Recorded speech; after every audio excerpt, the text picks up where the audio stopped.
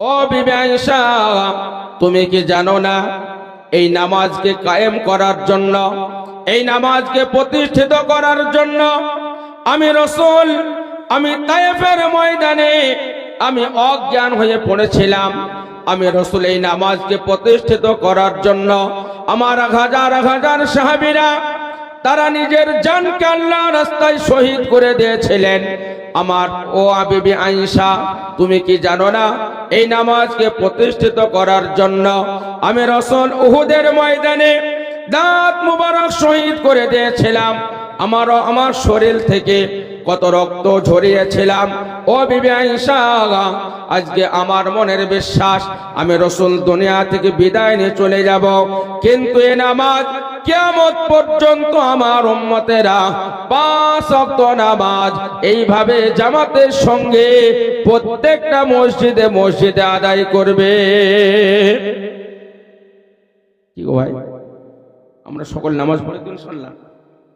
হ্যাঁ, নামাজের কথা বললে আমাদের কিছু আর থাকে না। হ্যাঁ, আল্লাহ রাসূল বললেন এই নামাজকে প্রতিষ্ঠিত করার জন্য আমি তায়েফের ময়দানে কত মেহনত কত কষ্ট আমি করেছি, দাঁত মোবারক শহীদ করে দিয়েছি শুধু এই নামাজকে প্রতিষ্ঠিত করার জন্য। তাই আমি আজকে দেখতে পেলাম এই নামাজের দৃশ্য, আমার সাহাবীরা যেভাবে নামাজ আদায় করছে, এই নামাজ কিয়ামত পর্যন্ত এইভাবে প্রত্যেকটা মসজিদে চলতে থাকবে বলে সুবহানাল্লাহ। আল্লাহ রাসূল আবার তিনি ঘরে বসে বললেন, অজ্ঞান হয়ে গেলেন, বেহুশ হয়ে গেলেন। বাবাজি আমার ভাইরা, এই নামাজের দৃশ্যখানা দেখলেন। সাহাবী হুজুররা সকলে নামাজ পড়ে তাদের মনে ধারণা আল্লাহ রাসূল হায়াতে বেঁচে আছেন, কিন্তু তারপরেও আল্লাহ রাসূলের পেছনে নামাজ পড়া হলো না। সমস্ত সাহাবীরা ভেবেছিলেন যে আজকে আবু বকরের পিছনে নামাজ আমাদেরকে আদায় করতে হয়েছে, বিশ্বনবী আমার হয়তো আর হায়াতে থাকবে না। বাবাজি আমার ভাইরা, গভীর রাত হয়ে গেছে, সাহাবীরা ঈশার নামাজ আদায় করলেন। আর কেউ রাত্রিতে কেউ বাড়ি যায় না, মসজিদ নববীতে বসে আছেন, কোরআন তেলাওয়াত করছেন, দরুদ শরীফ পড়ছেন, কলেমা পড়ছেন। আল্লাহ রাসূলের জন্য হাত দুখানা তুলে চোখের পানি ছেড়ে দিয়ে আল্লাহ দরবারে কান্নাকাটি করছেন। রাত গভীর হয়ে গেছে, বিশ্বনবী আমার যে ঘরে শুয়ে আছেন ওই ঘরে সব থেকে বেশি কান্নাকাটি করছে মা ফাতেমা।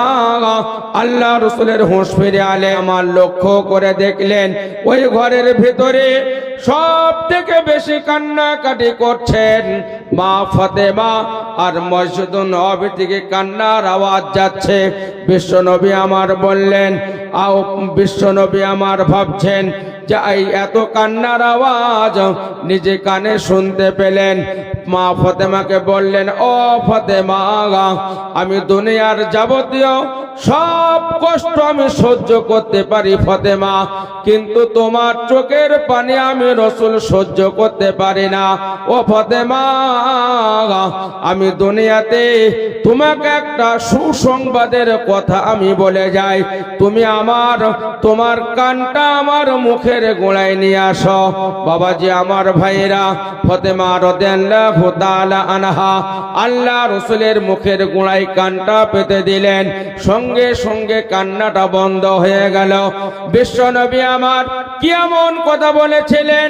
আম্মা জান আয়েশা বললেন, ও ফাতেমা, আমি তোমাকে এখনই দেখতে পেলাম তুমি এত কান্নাকাটি করছো, কিন্তু তোমার আব্বা জান তোমার কানে কানে কয়েকটি কথা বিড়বিড় করে কি যেন বলল, আর তোমার কান্নাটা বন্ধ হয়ে গেল। ফাতেমা বলো, কি তোমাকে কি কথা বলেছে? ফাতেমা বললেন, আম্মাজি, আব্বা জান আমাকে একটা সুসংবাদের কথা তিনি বলে দিয়েছেন। আল্লাহ রাসূল কি কথা বললেন? ফাতেমা আম্মা জান আয়েশাকে বলছেন, আম্মাজি, আব্বা জান এই কথাটা আমাকে বলেছেন, সে কথাটা হলো এই। বিশ্বনবী আমার বললেন, ফাতেমা, আমি দুনিয়ার বুক থেকে চলে যাব, আমার বংশের যত মানুষ দুনিয়াতে বেঁচে থাকবে, ফাতেমা আমি চলে যাওয়ার পরে সকলের আগে তোমার সঙ্গে আমার দিদার নসিব হয়ে যাবে। ফতেমার বুঝতে বাকি থাকলো না, আব্বাজি দুনিয়া থেকে চলে যাবে। কিছুদিন পর ফতেমাকে দুনিয়া থেকে চলে যেতে হবে। সকলের আগে বিশ্ব নবীর সঙ্গে ফতেমার দিদার নসিব হবে। একটু জোরে বলি সুবহানাল্লাহ। ফতেমার কান্না বন্ধ হয়ে গেল। ফতেমা বুঝতে পারলেন যে আব্বাজি দুনিয়া থেকে চলে যাবে, কিছুদিন পর আমাকেও যেতে হবে, আর আমার বংশে যত মানুষ আছে তাদের থেকে সকলের আগে আব্বার সঙ্গে আমার দিদার নসিব হবে। ফতেমার কান্নাটা বন্ধ হয়ে গেল।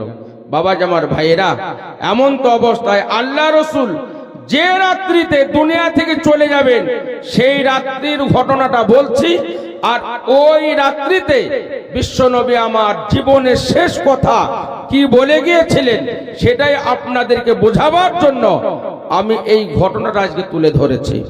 বাবা জামার ভাইয়েরা, বিশ্বনবী আমার আবার তিনি এমন অবস্থায় রয়ে গেলেন। আল্লাহ রাব্বুল আলামিন জিবরাইল আলাইহিস সালাতু ওয়াস সালামকে বললেন, জিবরাইল আমার রাসূলের দরবারে যাবে, ইন্নাল্লাহা ইয়াকরাউকা সালাম। ও জিবরাইল আমার রাসূলকে সালাম দেবে, বলবে আমার রাসূলকে সালাম দেবে, বলবে আল্লাহ রাব্বুল আলামিন আপনাকে সালাম দিয়েছেন। আল্লাহ পাক জিবরাইল আলাইহিস সালাতু ওয়াস সালামের মাধ্যম দিয়ে সালাম পাঠাচ্ছেন। জিবরাইলকে বললেন, জিবরাইল আজকে তুমি একা যাবে না, সঙ্গে একজন নতুন ফেরেশতা তোমার সঙ্গে পাঠানো হবে। বাবাজি আমার ভাইয়েরা, সে নতুন ফেরেশতাটাকে জানেন, দুনিয়ার সমস্ত মানুষের কাছে আসবে, কিন্তু কাউরির কাছে যাওয়ার অনুমতি কাউরির কাছে নেওয়া লাগবে না। আমার কাছে আসবে, আপনাদের কাছে যাবে, কাউরির অনুমতি নেওয়া লাগবে না। আল্লাহ রাসূলের দরবারে যাবে। ফেরেশতাকে বললেন, ও জিবরাইল এমন একজন ফেরেশতা তোমার সঙ্গে আজকে পাঠাবো, কিন্তু আমার রাসূলের দরবারে যাবে, আমার রাসূলকে সালাম দেবে, আমার রাসূলের শরীর কেমন আছে একটু জিজ্ঞাসা করবে। বাবাজি আমার ভাইরা, জিবরাইল আলাইহিস সালাতু ওয়াস সালাম সঙ্গে করে একজন নতুন ফেরেশতা নিয়ে গেলেন। সে ফেরেশতাটা হলো হযরত আজরাইল আলাইহিস সালাতু ওয়াস সালাম, মালাকুল মাউত। আমাদের কাছে আসবে, আসবে না? আসবে। আমাদের কাছে অনুমতি নেওয়া লাগবে। এই মৌলানা সাহেব, হাফেজ সাহেব, আমি তোমার জান কবজ করব, তোমার কাছে যাব, অনুমতি নেওয়া লাগবে? লাগবে না। আল্লাহ রাসূলের দরবারে যাচ্ছেন, জিবরাইল আলাইহিস সালাতু ওয়াস সালামের মাধ্যম দিয়ে সঙ্গে যাচ্ছেন। আল্লাহ রাব্বুল আলামিন বললেন, জিবরাইল আমার রাসূল যদি আজরাইল আলাইহিস সালাতু ওয়াস সালামকে যাওয়ার অনুমতি দেয়, ঘরে ঢোকার অনুমতি যদি দেয়, তবে তুমি যাবে, তাছাড়া যেতে দেবে না। কি গো? আল্লাহ রাসূলের দরবারে গেলেন। আসসালামু আলাইকা ইয়া রাসূলুল্লাহ, আসসালামু আলাইকা ইয়া হাবিবাল্লাহ। হুজুর, আল্লাহ রাব্বুল আলামিন আপনাকে সালাম দিয়েছেন। আল্লাহ রাসূল সালামের জবাব দিলেন, ইয়া রাসূলুল্লাহ আপনার শরীর কেমন আছে? ইয়া রাসূলুল্লাহ আপনি কি অবস্থায় আছেন? বিশ্ব নবী আমার ওই দিনে বলেছিলেন, জিবরাইল আমি আজকে এই মুহূর্তে এত কষ্টের ভিতরে আছি, আমি আজকের মতন কষ্ট আমি জীবনে আর কখনো পাই না। আজকে আমার এত কষ্ট হচ্ছে, এত কষ্ট আমি জীবনে আর কখনো অনুভব করতে পারি নাই। জিবরাইলকে বললেন, জিবরাইল আলাইহিস সালাতু ওয়াস সালাম বললেন, ইয়া রাসূলুল্লাহ আপনার কাছে একজন নতুন ফেরেশতা এসেছেন। ইয়া রাসূলুল্লাহ আপনি যদি অনুমতি দেন তবেই আপনার কাছে আসবে, তাছাড়া আসবে না। আল্লাহ রাসূল বললেন, জিবরাইল আমি যদি অনুমতি না দিই কি হবে? জিবরাইল আলাইহিস সালাতু ওয়াস সালাম বললেন, আপনি যদি অনুমতি না দেন ঘুরে চলে যাবে, আসবে না। কিন্তু ইয়া রাসূলুল্লাহ, আপনার জন্য আল্লাহ রাব্বুল আলামিন অপেক্ষা করছেন। আপনার জন্য আল্লাহ রাব্বুল আলামিন অপেক্ষা করছেন। বাবা জামার ভাইরা, বিশ্ব নবীর বুঝদার কিছু বাকি থাকলো না যে আমার জন্য স্বয়ং আল্লাহ পাক তিনি অপেক্ষা করছেন। অতএব এই দুনিয়া থেকে আমাকে চলে যেতে হবে। তাই বাবা জামার ভাইরা ফেরেশতাকে অনুমতি দিলেন। আজরাইল আলাইহিস সালাতু ওয়াস সালাম আল্লাহ রাসূলের কাছে হাজির। ভাই, যার কাছে আজরাইল আলাইহিস সালাতু ওয়াস সালাম এসে হাজির হয়, সে দুনিয়া থেকে বাঁচবে বলে আর মনে হয় না, হয় না। আল্লাহ রসুলের কাছে গেলেন, সালাম কালাম সব কিছু করলেন, কিন্তু আল্লাহ রাব্বুল আলামিন যে অপেক্ষা করছেন, বিশ্ব নবী আমার ভাবলেন আমার হায়াত দুনিয়া থেকে শেষ, আমাকে চলে যেতে হবে। বাবা জামার ভাইরা, আল্লাহ রসুল সাল্লাল্লাহু আলাইহি সাল্লাতু ওয়াস সালাম আজরাইল আলাইহিস সালাতু ওয়াস সালাম হাজির হয়ে গেছেন, জান কবজ করবে। এমন তো সময়ে বিশ্ব নবী আমার জীবনের শেষ একটা কথা বললেন। কাদেরকে লক্ষ্য করে? সারা পৃথিবীর উম্মতদেরকে লক্ষ্য করে বললেন, আসসালাত আসসালাত আসসালাত ওয়া মা মালাকাত আইমানুকুম। হে আমার উম্মত উম্মতানিরা, তোমরা যতদিন হায়াতে বেঁচে থাকবে, তোমরা ততদিন দুনিয়াতে বেঁচে থাকবে, নামাজকে কায়েম করবে, নামাজকে প্রতিষ্ঠিত করবে, নামাজকে ছেড়ে দেবে না। বাবাজি আমার ভাইরা, আল্লাহ রসুলের কাছে আজরাইল আলাইহিস সালাতু ওয়াস সালাম হাজির হলেন, জান কবজ করবেন। এমন তো সময়ে বিশ্ব নবী আমার দুনিয়ার কোনো কথা বললেন না, তানার কন্যা ফাতেমার কথা বললেন না, তানার জামাই আলীর কথা বললেন না, তানার নয়নের মণি হযরত হাসান হুসাইন রাদিয়াল্লাহু তাআলা আনহুমার কথা বললেন না। তিনি একটা কথা বলে গেলেন, উম্মতদেরকে লক্ষ্য করে বললেন, আসসালাত আসসালাত ওয়া মা মালাকাত আইমানুকুম। আয় আমার উম্মত উম্মতানিরা, তোমরা দুনিয়াতে যতদিন বেঁচে থাকবে, নামাজকে তোমরা ত্যাগ করবে না, নামাজকে তোমরা অস্বীকার করবে না, নামাজকে প্রতিষ্ঠিত করবে।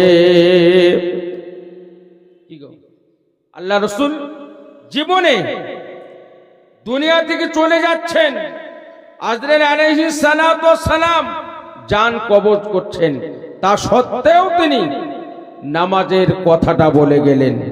এ নামাজ মুসলমানের জন্য, একজন ইমানদারের জন্য কতটা গুরুত্বপূর্ণ। কি গো, দুনিয়ার কাউরের কথা বলেননি, তিনি উম্মতদেরকে লক্ষ্য করে বললেন, তোমরা নামাজকে কায়েম করবে, নামাজকে ত্যাগ করবে না, নামাজকে ছেড়ে দেবে না। আরে মুসলমানকে জানেন, আজকে এরা নামাজ থেকে অনেক দূরে সরে আছে।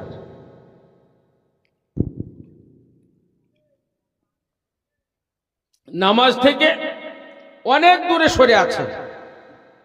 নামাজের কথা বললে মানুষকে বলে জানে, নামাজ না পড়লেও ইমানটা খুব মজবুত আছে। ভাই ভাই, আগে নামাজ আগে না ইমান আগে? কি গো, নামাজ পড়লে ইমানটা মজবুত হবে। কি গো, হ্যাঁ, আল্লাহর প্রতি আল্লাহ রাব্বুল আলামিনকে যে বিশ্বাস করে সে ইমানদার। কিন্তু ইমানেরও তো ভাগ আছে। কি গো, হ্যাঁ, একটা হারিকেনে তেল দেবেন, হারিকেন বোঝেন তো? হারিকেনে যদি আপনার কেরোসিন দেওয়া হয়, তেল যদি থাকে দেখবেন জোরে জ্বলবে, আর তেল আস্তে আস্তে আস্তে আস্তে শেষ হয়ে যাবে। হারিকেনের আগুন আস্তে আস্তে আস্তে আস্তে দীপ দীপ করে আস্তে আস্তে নিভে যাবে, জানেন তো? আজকে এই মুসলমানদের অবস্থা এই রকম হচ্ছে। এরা জলসা শুনছে, ওয়াজ শুনছে, নামাজের কথা শুনছে, রোজার কথা শুনছে, তারপরেও এরা নামাজ থেকে অনেক দূরে সরে আছে। ভাই, আমরা যেগুলো করছি সব কিন্তু জেনে শুনে করছি, তাই না? জানি না আমরা মদ খেলে কি হয়, জিনা করলে কি হয়, গাঁজা খেলে কি হয়, সুদ খেলে কি হয়, নামাজ না পড়লে কি হয়। আমরা মুসলমান সব জানি, সব জানি। জানে না এমন কিছু মানুষ নাই। আমরা যেগুলো করে বেড়াচ্ছি, করছি, এগুলো জানার সত্ত্বেও এগুলো আমরা করছি। কি গো, হ্যাঁ ভাই? এই যে নামাজের কথা বললাম, নামাজের কথা বললাম, এই নামাজটা কত গুরুত্বপূর্ণ বুঝতে পারছেন? হ্যাঁ বাবা জামার ভাইরা, দুনিয়াতে প্রত্যেকটা মানুষের সম্পদ নামক একজন বন্ধু আছে, থাকবে। প্রত্যেকটা মানুষের এক দুই তিনটে বন্ধু। আপনাদেরকে বোঝাবার জন্য আমি একটু বলছি। কথা হলো, আমরা দুনিয়াতে যার সঙ্গে সম্পর্কটা বেশি, যার সঙ্গে আমাদের সম্পর্কটা খুব গভীর, সেই ব্যক্তির সঙ্গে সম্পর্কটা আমাদের কতদিন থাকবে জানেন? কতক্ষণ থাকবে? তাকে জিজ্ঞাসা করবেন। এক নম্বরের আমাদের বন্ধু হলো ওটাই, দুনিয়ার টাকা পয়সা, ধন সম্পদ, বিল্ডিং, বালাখানা, জমি জায়গা যা কিছু আছে, ওটা হলো মানুষের সব থেকে প্রিয় বন্ধু। ভাই, ওই প্রিয় বন্ধুকে জিজ্ঞাসা করুন তো যে আমার কাছে, আপনার কাছে কতক্ষণ থাকবে? হ্যাঁ, জিজ্ঞাসা করেন। বাবা জামার ভাইরা, আজরাইল আলাইহিস সালাতু ওয়াস সালাম আমার আপনার জানটা কবজ করে নেবে, আর আপনার টাকা পয়সা, জমি জায়গা, নবীর শাফাত পাবে না। আল্লাহুম্মা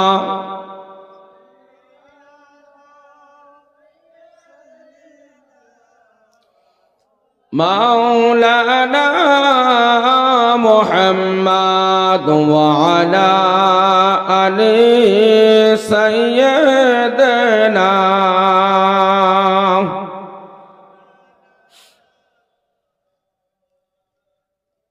আলহামদুলিল্লাহ,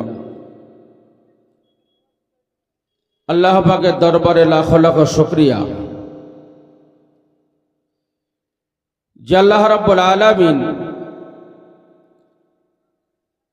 আজ এই পবিত্র শাবান মাসে, পবিত্র জুম্মা রাত্রিতে আল্লাহ পাক এই দুনিয়ার দুর্গন্ধময় জায়গায় থেকে ছাঁটাই বাছাই করিয়ে যে আল্লাহ রাব্বুল আলামিন এই পবিত্র পাক মাহফিলে আসার এবং বসার, কিছু কথা বলার, কিছু কথা শোনার তৌফিক নিয়াত করেছেন, তার জন্য আমরা সকলে উচ্চ আওয়াজে আল্লাহ পাকের দরবারে শুকরিয়ানা স্বরূপ আদায় করি। সকলে বলি আলহামদুলিল্লাহ। তারই পরে পরে জানায় আমার আপনার নবী, বিশ্ব নবী জনাবে মুহাম্মদ রাসূলুল্লাহ, আমরা সকলে বলি সাল্লাল্লাহু আলাইহি সালাতু ওয়াস সালামের প্রতি দরুদ ও সালাম, শান্তির ধারা বর্ষিত হতেই থাকুক। সকলে বলি আল্লাহুম্মা আমিন, আল্লাহুম্মা আমিন। আল্লাহ রাব্বুল আলামিন আজ আমাদেরকে এমন একটা মাস আমাদের সামনে উপস্থিত করিয়েছেন, যে মাস সম্পর্কে আমরা অনেকেই অবগত আছি এবং উলামা হযরতদের মুখ থেকে মূল্যবান কথা আমরা শুনে থাকি, শুনেছি। আল্লাহ পাক যতদিন হায়াতে বাঁচিয়ে রাখবেন ইনশাআল্লাহ শুনব, তাই না? শুনতেই থাকবো। বাবা আমার ভাইরা, আজকে বলার লোকের অভাব নাই আর শোনার লোকের অভাব নাই, কি গো, তাই না? কিন্তু অভাব কিসে? আমল করার অভাব আছে, কি গো, একটু কথা বলবেন। এইরকম জলসার মাহফিল আপনার কার্তিক মাস থেকে আজকে আপনার এই মাঘ মাস শেষ হতে চলেছে, তো এ পর্যন্ত আমরা যতগুলো জলসা আমরা শুনেছি আর যতগুলো জলসা আমাদের সামনে এলাকার মানুষ গ্রামবাসীরা দিয়েছেন, দিন ভোলা, ইসলাম ভোলা, যারা কোরআনকে ছেড়ে দিয়ে, হাদিসকে ছেড়ে দিয়ে নিজের ইচ্ছা মতো তারা এই দুনিয়াতে চলাফেরা করছে। বাবা আমার ভাইরা, শুধুমাত্র সেই সমস্ত মানুষদেরকে বোঝাবার জন্য, ইহদিনা সিরাতাল মুস্তাকিমের পথে আনার জন্য আজকে এই মাহফিল কায়েম করা হয়েছে, তাই না? হ্যাঁ, বেনামাজিকে নামাজি বানানোর জন্য, যারা রোজা রাখে না রোজা রাখার জন্য, তাদেরকে আজকে এই সম্পর্কে কিছু কথা আলাপ আলোচনা শোনানো হয়, যাতে তারা আগামী দিনে এই রাস্তায় ফিরে আসে, তাই তো? বাবা আমার ভাইরা, প্রথমে বলেছি বলার লোকের অভাব নাই আর শোনার লোকের অভাব নাই, কিন্তু মেনে চলার মতো মানুষের অভাব অনেক রয়ে গেছে, কি গো, তাই না? আজকে দেখেন, আজকে এই জায়গায় এই মাহফিলকে কায়েম করার জন্য, এই মাহফিলকে করার জন্য আমার গ্রামবাসী ভাইয়েরা টাকা পয়সা, শ্রম দিয়ে, বুদ্ধি দিয়ে, ঘরে থেকে চাল দিয়ে অনেকে সহযোগিতা করেছেন। কিসের জন্য? আল্লাহ রাব্বুল আলামিনকে রাজি খুশি করার জন্য, আর আল্লাহর ওই সমস্ত বান্দা বান্দি দিগকে তাদের সামনে দিনের কিছু কথাবার্তা আলাপ আলোচনা করে তাদেরকে সঠিক রাস্তায় ফিরিয়ে আনার জন্য আজকে মাহফিলের ব্যবস্থা, তাই না? বাবা আমার ভাইরা, তাহলে আপনাদেরকে বলি, যতগুলো মানুষ এই জায়গায় বসেছেন, আমরা যা শুনব তার থেকে একটু বেশি আমল করার চেষ্টা, এবং এই নিয়তে যদি আমরা বাড়ি থেকে এসে থাকি আল্লাহ পাকের দরবারে কবুল হবে বলে সুবহানাল্লাহ। আর যদি মনে করেন যে জলসাতলায় যাবে, একটু রাস্তাঘাটে ঘোরাঘুরি করে একটু খাবারের ব্যবস্থায় খেয়ে চলে আসবো, কোনো কাজ হবে না বাবা আমার ভাইরা, হবে কি? কিচ্ছু হবে না। তাই আজকে এলাকার মানুষ যেভাবে আল্লাহ এবং আল্লাহ রসুলকে, আল্লাহ রসুলের মত পথ ছেড়ে দিয়ে আজকে যারা নিজের ইচ্ছা মতো দুনিয়াতে যারা চলাফেরা করছে, তাদের জন্য দোয়া করি আল্লাহ পাক তাদেরকে যেন সঠিক রাস্তায়, ইহদিনা সিরাতাল মুস্তাকিমের পথের প্রতীক বানিয়ে দেন, সকলে বলে আমিন। বাবা আমার ভাইরা, আজকে আমরা এসেছি অনেক আশা, অনেক উদ্দেশ্য নিয়ে দোয়ার মাহফিলে যাব, জালসার মাহফিলে যাব, কিছু আমলের কথা শুনব, দিনের কিছু কথা শুনব, সেই মোতাবেক দুনিয়াতে জীবন যাপন করব। এটাই হলো আমাদের আশা, তাই না?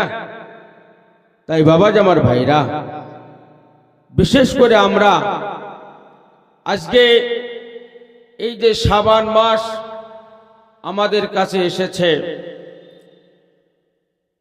বিশ্বনবী সাল্লাল্লাহু আলাইহি সালাম আল্লাহ রসুলের সামনে যখন রজব মাস আসতো, রজব মাস থেকে প্রত্যেকটা উম্মতি মুহাম্মাদীকে, মেয়ে এবং পুরুষ সকলকেই বলা হয়েছে, তোমরা রজব মাস তোমাদের সামনে যখন আসবে, তোমরা রজব মাস থেকে প্রস্তুতি নেবে। কিসের জন্য? পবিত্র মাহে রমজানুল মুবারকের জন্য। বলি সুবহানাল্লাহ। আজকে এই জালসাকে আজকে হওয়ার জন্য এর প্রস্তুতি কিছু না হলেও আজ থেকে 10 দিন আগে থেকে চলছে না? কি গো, এই জলসাকে কেমন করে করবেন, কেমন করে কিভাবে কি ব্যবস্থা করবেন, এর প্রস্তুতি কিছু না হলেও 10 দিন আগে থেকে চলছে না? চলছে। তাহলে যে রমজান মাসে আমি আপনি রোজা রাখব, এই রমজান মাসের জন্য প্রত্যেকটা ঈমানদার নর নারীকে, পুরুষ এবং মেয়েদেরকে বলা হয়েছে যে তোমরা রমজানের জন্য এই রজব মাস থেকে প্রস্তুতি নেবে। তার কারণ রজব মাসে কয়েকটি নফল রোজা আছে, নফল ইবাদত আছে। নফল ইবাদতের মাধ্যম দিয়ে তোমরা কয়েকটি রোজা রাখবে, শাবান মাসে কয়েকটি রোজা রাখবে। আল্লাহ রাব্বুল আলামিন এই রোজার বদলতে পবিত্র মাহে রমজানুল মুবারকে রোজা রাখা তোমাদের জন্য সহজ হয়ে যাবে। বলে সুবহানাল্লাহ। বাবা আমার ভাইরা, এ তো নফল রোজা। কি গো, এই নফল রোজা রাখলেও হয়, না রাখলেও কোনো গুনাহ নাই। রাখলে অনেক সওয়াবের অধিকারী হবেন, যদি না রাখেন অসুবিধা নাই, গুনাহ হবে না। কিন্তু নফল ইবাদতগুলো কার জন্য? এগুলো আমার আপনার নিজের জন্য, তাই না? আজকে আমরা তো আল্লাহ পাকের হুকুম, ফরজ নামাজ আমাদের ভিতরে নাই, ফরজ রোজা আমাদের ভিতরে নাই। তাহলে যেগুলো মানুষের জন্য আল্লাহ পাক ফরজ করেছেন, সেই সমস্ত ফরজ যদি আমরা আদায় না করি, নফলগুলো আমরা কেমন করে আদায় করব? হ্যাঁ, দোষ বলেন আল্লাহুম্মা।